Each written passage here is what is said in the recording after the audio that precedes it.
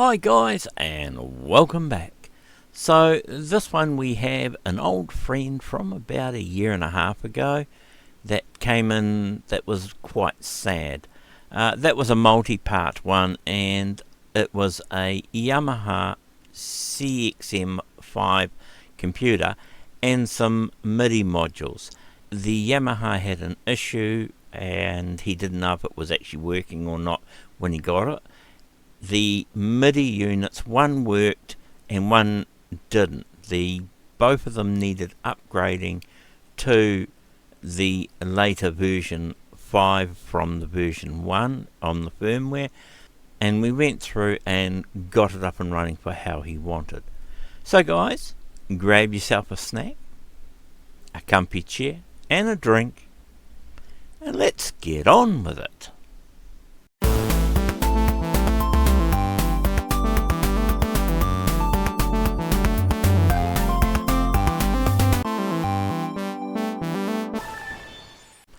So guys, we have this machine that's come back into the basement again.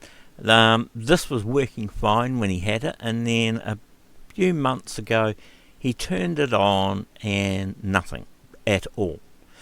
So I said, yeah, I'll have a look at it, and went in and picked it up, and it's been sitting here for a few months, so I haven't had a chance to look at it, but I have now. And so what I'm going to do is I'll take you through what I found and what we've decided to do to fix this problem.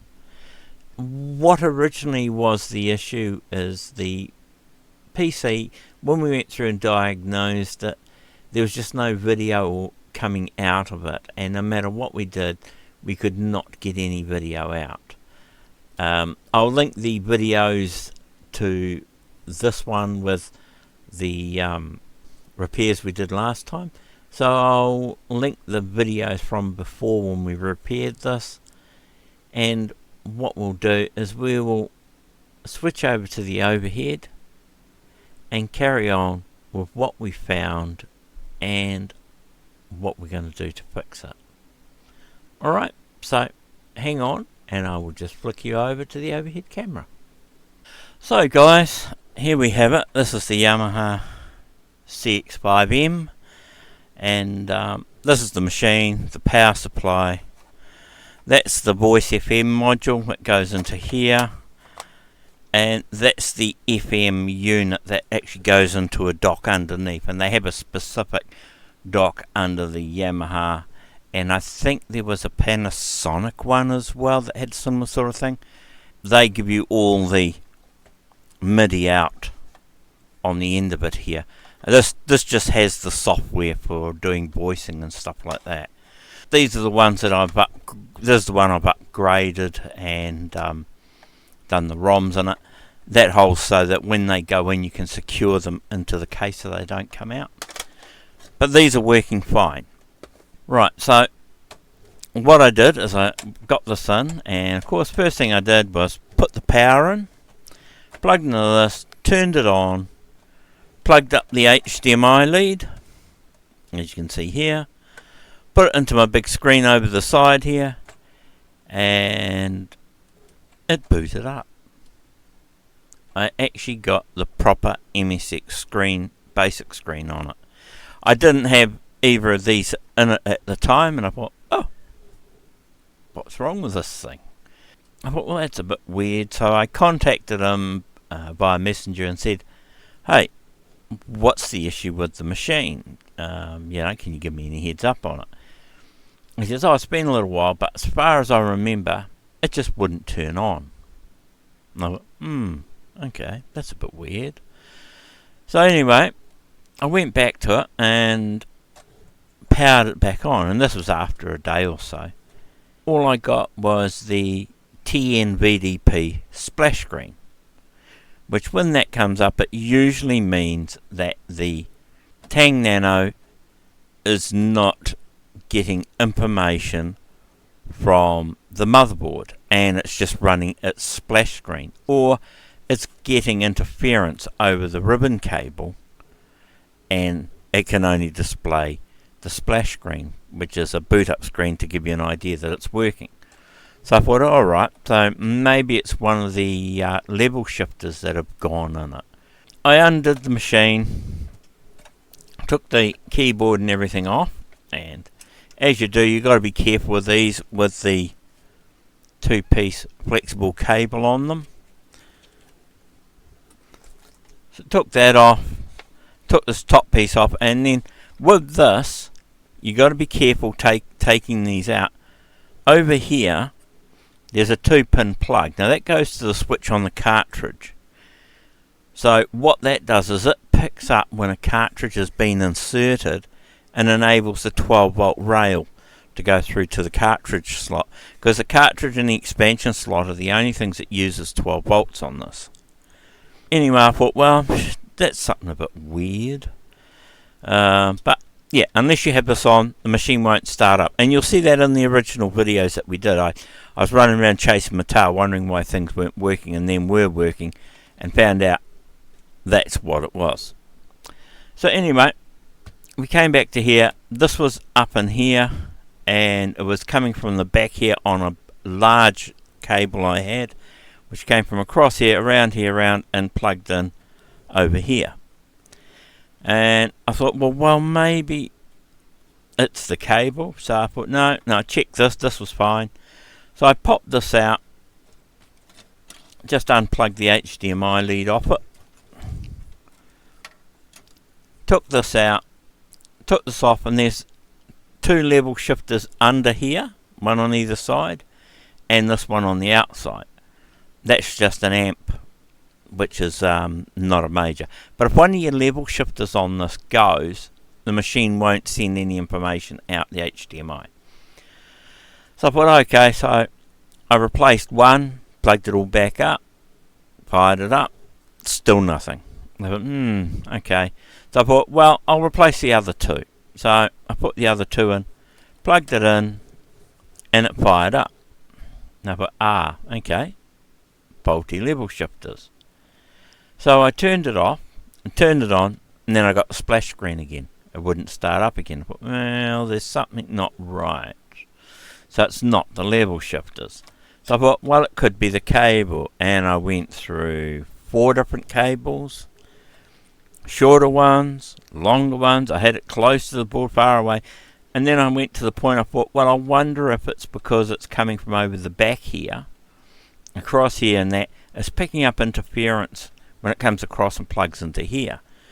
So I took this off, took the header cable out of here and put it on this side, and took another right angled header cable and put it on this side of the board instead of the straight up one. I thought, keeps the cables flat, keeps them out of the way, so I thought I'll do that and give it a try. Put that on, no difference. Couldn't get anything. I thought, well, there's something not right here. And then I had it, nothing on the screen at all. Wouldn't boot up anything on the screen at all. The only time I would get something on the screen, which was the splash screen, was when I had the HDMI cable plugged into my TV. And this is an important thing, guys. Something important to remember about this. So, anyway, what I did is, I thought there's got to be something else going on. I thought, well, I may have to replace this. Could be faulty. The board could have an issue. And I was going chasing my tails. And I mucked around with this for a day and a half. And I thought, well, what is going on? And I was to the point that maybe I should pull this out, plug it in another machine, and see if I can get it to work in another machine. So, before I got to that, I thought, well, I want to check the voltage rails first, because it's saying that it's not getting anything from here. So this is the power connector, that this puts power into here. You switch this on, but the machine doesn't switch on until you turn the 5 volts on the side, and that activates everything, and away you go. So I unplugged this and I measured the voltages on it, and it was like weird. It was 2 volts for 5, and it was 7 volts for 12, and minus 12 was minus 8 volts, and that. But well, that's not right. There's got to be something going on here. So what I did is I got an ATX power supply, and I made one of these connectors up on it with the 5, the 12 and the minus 12. Now this board only takes 1 amp at 5, 300 milliamps at 12 and 160 milliamps at minus 12. So an ATX PC power supply has got more than enough. I think they run half an amp on both the 12, or 1 amp on 12 and half an amp on the minus 12, something like that. They were way overkill for what I needed for this. So anyway, I made up a power supply connector for this, which is this one here, and crimped these up, plugged it into here, plugged it into the board, and straight away the whole thing fired up fine. The whole machine fired up straight into MS-DOS, and I thought, you're joking. I turned the ATX power supply off, went back again, restarted it, bang, straight into MS-DOS, and I thought, that is the problem. So even though in the original one I went through and I repaired this in one of the original videos you'll see on the Yamaha, there was a couple of chokes, and one was making a really weird squealing noise, and at that time I was talking with somebody else who was helping me with the power supply, and he said try swapping them over. So I swapped them over and it quietened it down, the noise went, and the machine ran fine. Now the only thing I can think of is this is starting to show its age. So I went back to the chappie who owns the machine, and I said to him, I said, look, what do you want to do?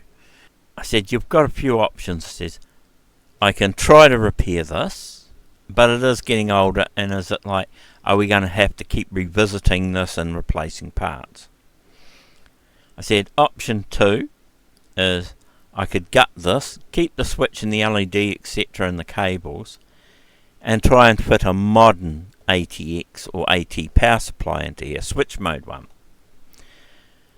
I said that would be probably a preferable way of doing it. I says, failing that, your other option is I could make you up a new power supply similar to this out of modern components and 3D print up a case for it. I said, that way you've got the original. Now this sort of works when it wants to work. So he can have it as an original for display or whatever, and we can have a more modern one to go with it. Going along those lines, he says, I think that sounds like a better option. He didn't really want to gut all this out, and he says, yeah, no, I think that'd be the way to go. So I started on my journey to find the parts that we need to make this what it is. So I needed a triple output power supply, and then I needed to get the plug for these. Now these are not standard. These run a weird, and I think it was the Atari that had a similar sort of one on their monitor, but it's a 13 pin DIN. Why they ran so many pins like that, it was that they could put more current over that by running multiple strands through it into the plug. So why they just didn't put a heavier plug on, I don't know, with less pins anyway. But anyway, so I had to get some of those, so I hunted around and had a look for some of those, and then I ended up sitting down and deciding how to sort one of these out. Now we know this is all working and where our issue is, what I am going to do is I'm going to rebuild a new power supply, but I still want to keep this the same. I don't want to, there's people who have sort of gone through and says, oh, these power supplies, pull this out and rip it out and stick a normal one in here and do this and do that, and you can't switch it on and off. The switch for here goes back through this plug, and it is only a switch to enable the 5 volts. That's all it does. So I thought, well, that will do us fine. It goes through and it uses it puts its 5 volts through here, and it switches these transistors to allow the voltage through. So I thought that'll do us. So what I will do is I'll wire the cable up the same as this one. So it'll have our 5 volts, our 12, our minus 12, and it will have the 2 switch wires, which is what it needs. And that is when they're shorted, will allow the power to run through until the board is normal. So I thought I'm going to do that with the new power supply. It's not a straightforward thing, so we're going to go through the building of the power supply, and that's what this one is going to be on now that I've diagnosed the problem and found out where our fault is. So that means we can put all this back together, and I know this is fine because I replaced the power switch in the first one I did, because I noticed that if I rocked it, it would cut the power in and out. So I got a brand new power switch and replaced it with that, and it was fine for turning on and off. And it has been when I've been turning it on and off here. It's just that this is, I think, got issues in the browning out in the voltages every now and then in the 5 volts. I'm going to put this all back together. I am going to shield this. I'll just get one and show you one of the cables. So what we usually do is we usually shield the cables because of the interference in there. It can cause the video not to go through, and I mean this is a shorter one. Now I covered, this one has got just aluminium foil on it. I just wrapped it in aluminium foil, and then I put clear tape around it. The other option you got, if you didn't want to do that, is you can get the self-adhesive foil. Let's see if I can find you some. The self-adhesive foil, and this stuff you can cut it and wrap it around, and then all you need to do is just put clear tape over the top like this, and you just wrap that over the top, and it just stops. I'm not sure this is coated, the aluminium stuff, I'm not sure it's coated, and that just stops the anything hitting the aluminium and shorting on it inside the case. So that's why I do that. So this big one, this has actually got the self-adhesive stuff on it, and it's wrapped with the clear tape as well. And you can see from the crimp, that's where I had it coming in from over the back over here, around and under these, and over and across and around and over to here. And that's why I sort of thought, I wonder if something had happened here or on one of the header plugs and that, but no. When I tried either of these in, I still had issues with the normal power supply. I thought, well, I had just a brand new one of these ribbon cables with no shielding on it. I plugged it in, still had the same issue. As soon as I changed this power supply, it went away. The nice thing is though, now that I've done this, it means when it goes over here, it can sit a lot lower. Sit a lot lower down, and it's not sitting up as high. Whereas before I was a bit worried about it sitting up so high over the back here and pushing on stuff. That means now I can actually put a little bit of foam, double-sided foam on here, just to hold it down. This has double-sided foam on the base here to stop anything shorting. But I just put a little bit on top here, on top of the processor or that, just to stop anything hitting it. So that would be fine there, and that can sit behind here, folded over. Yeah, that would go fine. And the HDMI into here and out through the hole where it normally goes. What I will do is I'll put all this back together. I will probably put this cable on because it's shielded, just to be doubly sure. I mean, it looked like it could be quite fine, but then you remember the keyboard sits on top of this, so whether we get some interference from that, I don't know. But I'll just put this one on. I say it just goes on, flips over and goes under there. I'll do that. So I'll put all this back together and that, and then we will come back and I'll take you through what I'm doing with the power supply, the parts I'm going to use, the parts I've ordered, where I've ordered them from, etc.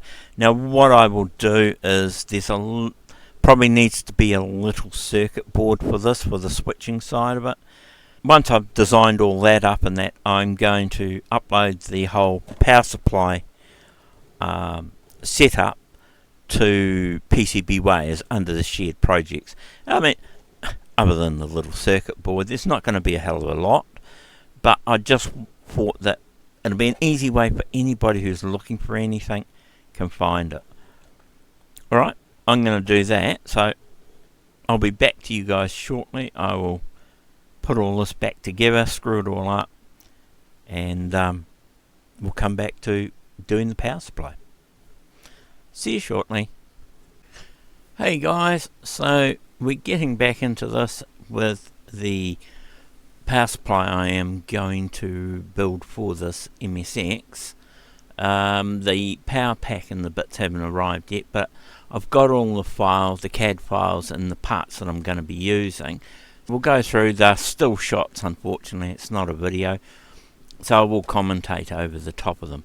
Alright, so I will switch you to the desktop and we will get on with what I am doing.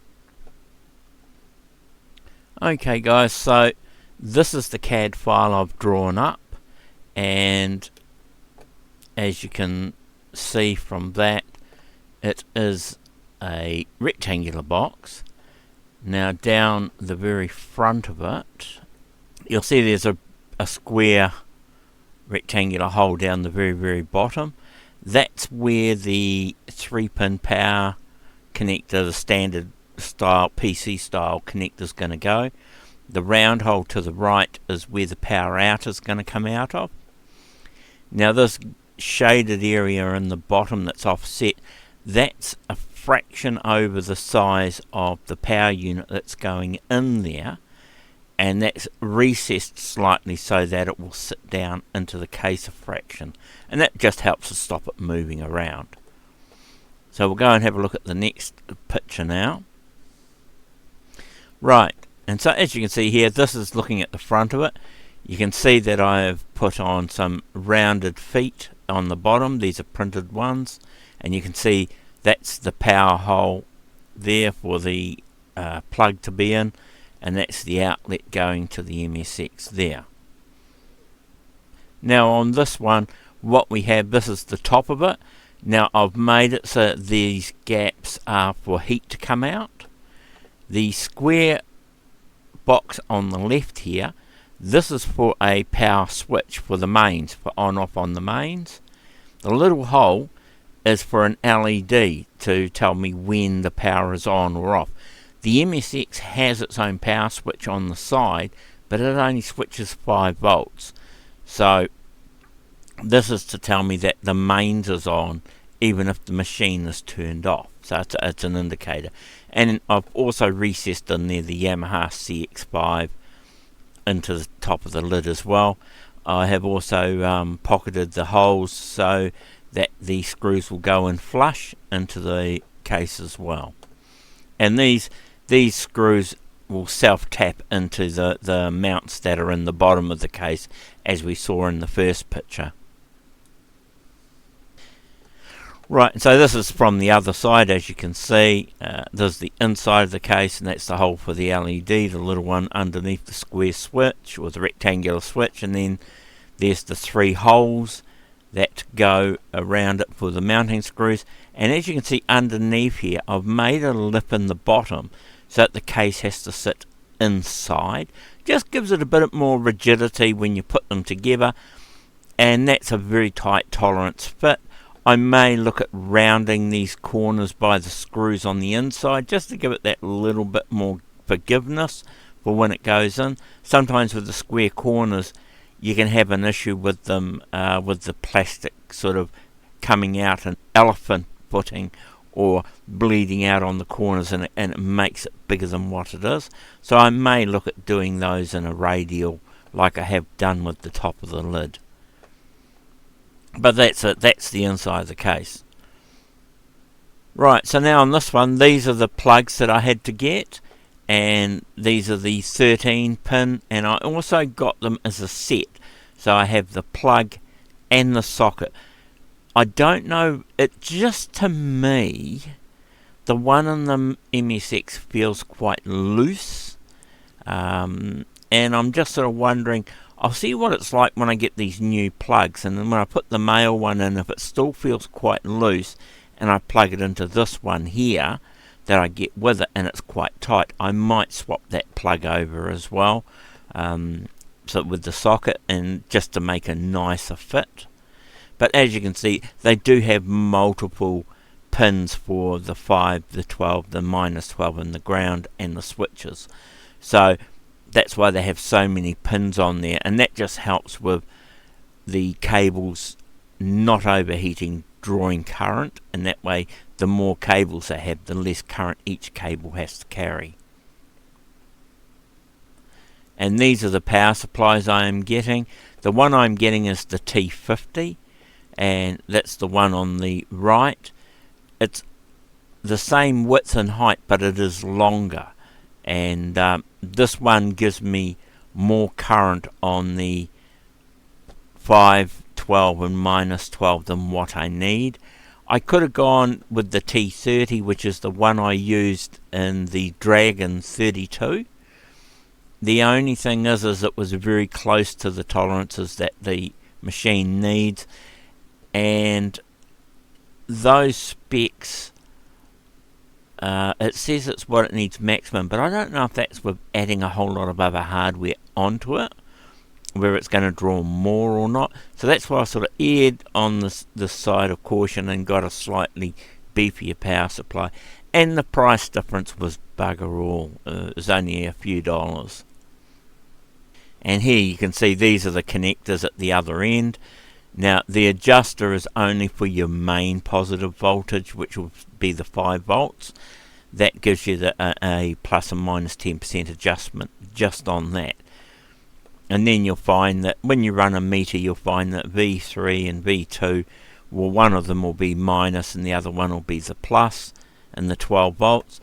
Because when you order these, you'll see there'll be a sheet coming up that tells you what model number you order is what you get. And then as you can see on the left, there's the live, neutral and ground wires for the mains coming in. So these are a 220 input. I'm not sure if they go down to 90 volts and then can go up to 230. I'd have to have a look. I'm not 100% sure on that. And here we have, this is all the ones. They do more than this. They actually physically do more power supplies than this. But I got this one, and because my one is the 50B, and that gives us 5 volts, 12, -12, but they may be two different sets to what you order, whereas it might be 100 to 120, and the higher voltage one would be 200 to 240 volts input. So I'd need to check that, but yes, that's something you'll have to be aware of. And as you can see here, the one I'm getting, the 50B, it gives me 5 amps on the 5 volt, which is way more than what I need. It's giving me 1 amp on the 12 and 1 amp on the -12. Now you'll see that the 3B would be more than what I need, but I just sort of thought I'd rather err on the side of caution and get something that's got a little bit more forgiveness in it if it's anything that needs to draw a bit of current. So if you drop a different cartridge in, a modern one that needs a lot more power through the 12 or the -12 volts, you're not going to be cutting it close and maybe having an issue. This will run it fine. And these are the power switches, and we can go either way. We can either go with the 2-pin connector, which just switches the hot. The problem with that is some pre-made cables and that, because it's AC, you don't know which one has got your live on it and which one's got your neutral on it. So you could be switching the neutral, which means then the live's running through everything and it's live. And if you short, then it goes to ground and you could get an electric shock. That's why it pays to put in the dual pin connectors or the 6-way. All the 6-way is like an on, off, on. But we don't need that. So all we need is an on, off, and we're going to run the 4-pin connectors, so we switch the phase and the neutral, or the live and the neutral, at the same time when we turn it on and off. The ground will be connected directly through to the power supply, so that'll be on there all the time. It's just the AC signal side of it which will be switched. So as you can see up there, these are a KCD1 type rocker switch. They do up to 250 volts AC with 6 amps max, and there's nowhere near what we're going to be drawing. And here we have, this is the 3-pin connector. The style I'm putting on is the one on the right here, which is the push-in connector. The one on the left is a screw-in, and I thought on a plastic printed case, that's going to be more of an option for braking. Whereas these, you can be a little bit forgiving with them, slide in, they'll clip in, and they're just solder tags on the back. And these are a standard one like a lot of your PC power supplies have, and if you haven't got any, that's where you can get one from. They're readily available anyway. Alright guys, so that is the main parts that I'm getting in. I will go through later on, when the parts get here and I start putting it together, how I'm going to put this together and how it's going to work. So I just thought I'd give you a heads up on what I am doing so far, and that case may change slightly in dimensions and that. Until I get everything here, I can't be 100% sure. So guys, so that's where I'm up to, and as I was saying, until the parts are physically here, there's no way I can guarantee that they'll fit, because I'm going off the manufacturer's specs, and if their specs are out from their suppliers, then anything can happen.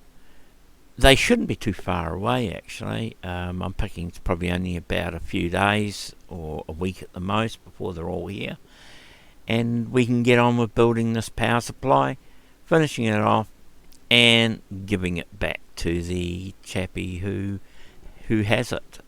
He's a local guy in our town, in our city I should say, not the town, and I can get it back to him. The news on the 728 that I was repairing, I had a chat with the owner of it, and he said that I could just put it all back together and send it back to him, because he's going to put in a microcontroller driven video which will take all those issues away. Now I can't guarantee it's working, so he may not get it running either, but he said that I can either post it back to him or arrange someone to pick it up. And I said to him, we're down where he lives in the South Island at Christmas, so if he wants to wait, I will pick at it and see if I can get it working or not, and if not, I'll bring it down with me and drop it off to him, because he's only probably about an hour or so away from where my daughter is that we're going to at Christmas. And he sort of said, yeah, it's up to me, whatever I want to do. I don't like them beating me, so I want to find out, and this one is just really curly, and I want to know why it's doing what it's doing. That's where we're up to, guys, and I think that's enough for this video. So, next video, who knows, we could have something really interesting coming up. I do have a lot of gear here I need to sort through and move on. I don't need 5 or 6 of each of them, to the contrary, but I do have a lot of bits here that I need to move on, and machines and stuff. Who knows what we've got coming up on the bench next? Stay tuned. Well guys, as I always say, have a great day, have a great week, and until next time, ciao.